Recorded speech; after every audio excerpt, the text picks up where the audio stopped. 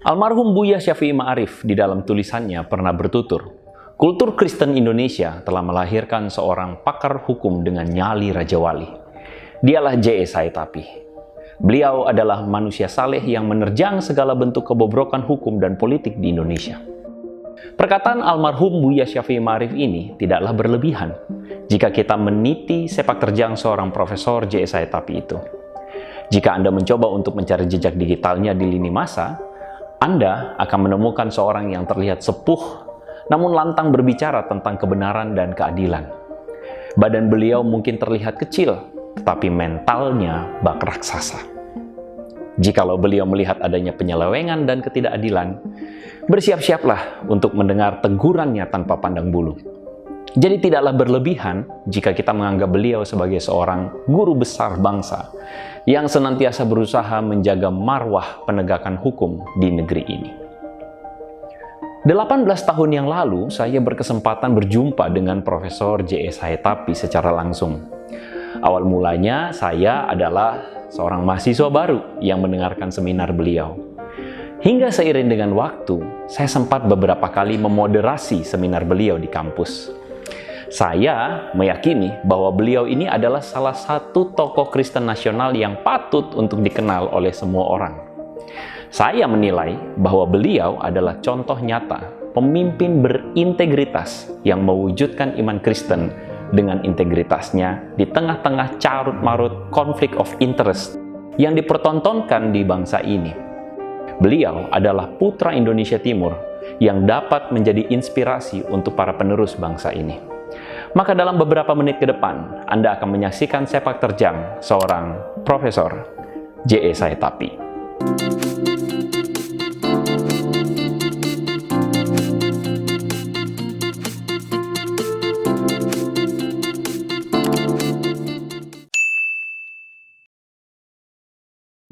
Beliau terlahir dengan nama Jacob Elvinus Saetapi pada 6 Juni 1932 di Pulau Saparua, Maluku.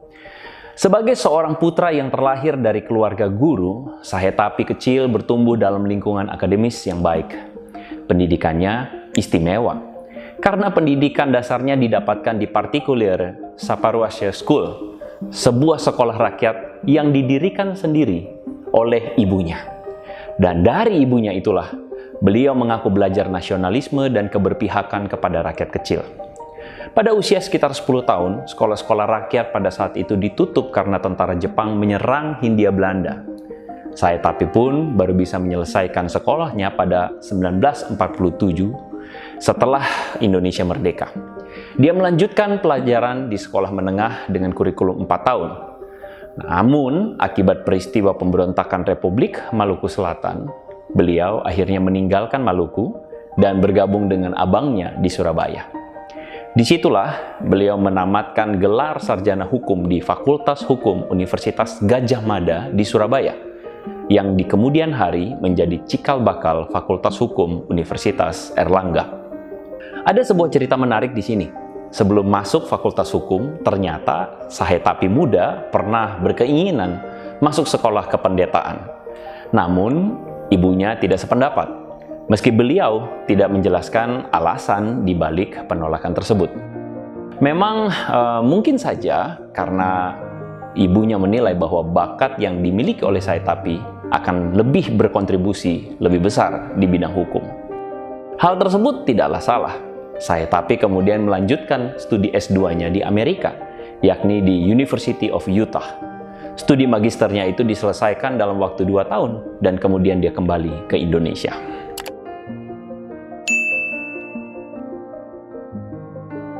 Sekembalinya dari Amerika, Saetapi kemudian berkarya sebagai pendidik di alma maternya.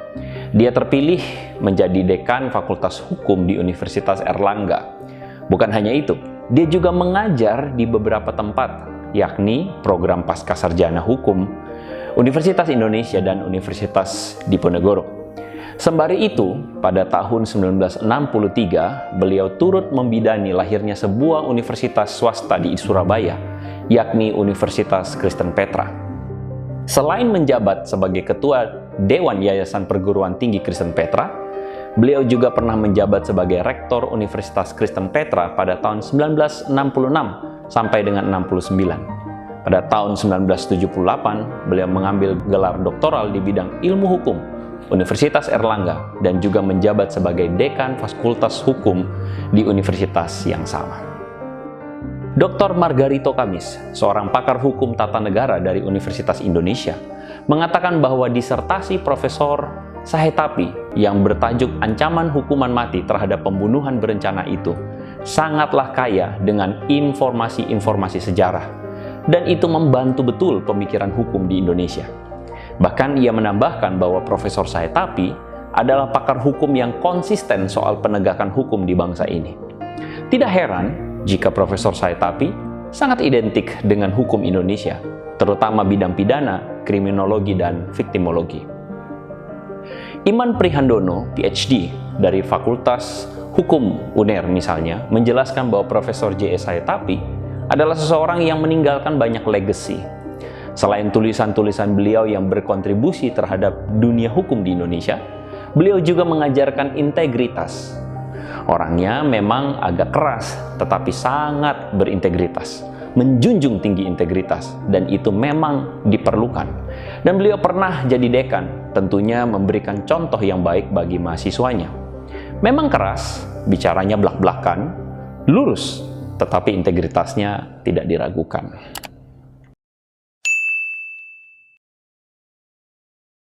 Profesor Sahetapi pernah mengaku bahwa beliau tidak suka dengan partai politik. Namun karena bujukan dari Megawati Soekarno Putri, beliau pun pada akhirnya bersedia dicalonkan menjadi anggota Komisi Hukum DPR RI dari fraksi PDIP pada tahun 1999 sampai 2004. Nah, pada saat itu juga beliau diangkat menjadi Ketua Komisi Hukum Nasional Republik Indonesia pada tahun 2000 sampai 2014. Selain posisi-posisi tersebut, beliau juga menduduki beberapa posisi penting di legislatif. Dalam menjalankan amanat rakyat, harus diakui, tidak ada yang berubah dari kualitas integritasnya. Semenjak berkiprah di universitas, ia dikenal sebagai sesosok yang bersahaja. Gaya hidup yang sama pun dihidupinya, meski ia telah menjadi anggota DPR. Ia kerap kedapatan jalan kaki ke gedung DPR dari tempat tinggalnya sekitar 1,5 kilometer dari gedung DPR. Dan karena itulah, tidak heran jika orang-orang dapat menjumpai beliau berjalan kaki hanya dengan mengenakan kaos. Dan baru sesudah sampai di ruang kerjanya di DPR, ia lantas berganti baju resmi. Sungguh jauh berbeda bukan jika dibandingkan dengan bayangan kita selama ini tentang sebagian besar pejabat atau anggota dewan yang menuntut fasilitas, bukan? Bukan hanya kebersahajaannya, Profesor Sahetapi pun terkenal karena keberaniannya dalam menegur ketidakadilan dan penyelewengan. Bahkan sejak berkuliah dulu, saya dapat melihat kualitas ketegasan dan konsistensi beliau ini. Slogan beliau masih saya ingat hingga saat ini. Apakah dengan menyatakan kebenaran, aku menjadi musuhmu? Mengenai hal ini, Margarito Kamis berujar, saya suka Pak Sahetapi, karena dia tedeng aling-aling dalam menyatakan kebenaran dari sisi ilmu pengetahuannya. Ketegasannya tidak bisa dibandingkan dengan siapapun. Saya suka karena beliau apa adanya menyatakan kebenaran, dan tidak peduli dengan siapa dia berhadapan.